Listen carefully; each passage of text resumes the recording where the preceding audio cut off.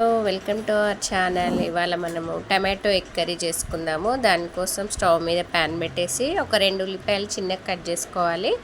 ఒక 2 టేబుల్ స్పూన్ల ఆయిల్ వేసేసి ఆ చిన్నగా కట్ చేసుకున్న ఉల్లిపాయలు వేసి బ్రౌన్ కలర్ అయ్యేదాకా వేయించుకోవాలన్నమాట. బ్రౌన్ కలర్ అయిన తర్వాత అల్లం వెల్లిపాయ పేస్ట్ వేసుకొనేసి మంచిగా అల్లం వెల్లిపాయ పచ్చివాసన పోయేదాకా కలుపుకోవాలి.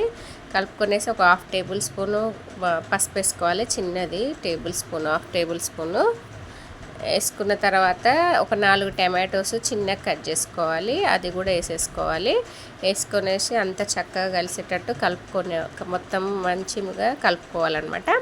కలుపుకున్న తర్వాత కొద్దిసేపు మూత పెట్టేసేయాలి. ఒక 5 నిమిషాలు మూత పెట్టేసి కొద్దిగా మగ్గిన తర్వాత ఉప్పు కారం వేసుకోవాలన్నమాట.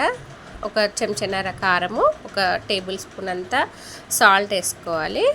సాల్ట్ వేసుకొనేసి ఇది కూడా అంత మంచిగా మిక్స్ అయ్యేటట్టు కలుపుకోవాలి.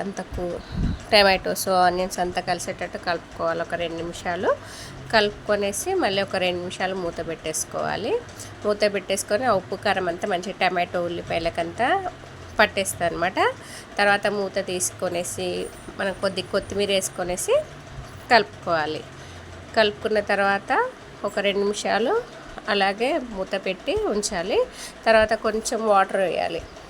వాటర్ వేసేసి కొత్తిమీర అంతా మగ్గిన తర్వాత కొంచెం వాటర్ వేసేసి గోరువెచ్చని నీళ్ళు వేసుకున్నాను నేను. టమాటోస్ అవన్నీ కొద్దిగా ఉప్పు కారం అంతా బాగా కొంచెం గోరువెచ్చని నీళ్ళు అయితే వేసుకోవాలి. వేసుకున్న తర్వాత పక్కన గిన్నెలో ఎగ్స్ కొట్టి పోసుకొనేసి ఒక 5-6 గుడ్లు ఇట్లా వేసేసుకోవాలన్నమాట, చితకకుండా. అట్లనే డైరెక్ట్ వేసేసుకొని ఒక 5 నిమిషాలు మూత పెట్టేసుకోవాలి. చూసారా, మూత పెట్టి తీసిన తర్వాత ఏ గుడ్డుకు ఆ గుడ్డు ఎట్లా వచ్చిందో అంతా మిక్స్ అవ్వదన్నమాట. దానికే వచ్చేస్తుంది.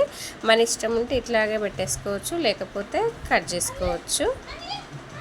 ఒక 5 నిమిషాలు అలా మళ్ళీ రిటర్న్ తిప్పేసుకొనేసి ఒక 5 నిమిషాలు మళ్ళీ మూత పెట్టేసుకొనేసి కొద్దిగా గరం మసాలా వేసుకొనేసి స్టవ్ ఆఫ్ చేసుకోవడమే. అంతే, ఎంతో సింపుల్గా టేస్టీగా ఉండే టమాటో ఎగ్ కర్రీ రెడీ అయిపోయినట్టే. ఒకసారి ఇలా ట్రై చేసి చూడండి. నచ్చితే లైక్ చేయండి. ఎవరైనా ఈజీగా చేసుకోవచ్చు. బ్యాచిలర్స్ కూడా టైం లేనప్పుడు ఈజీగా అయిపోతుంది. Thank you for watching.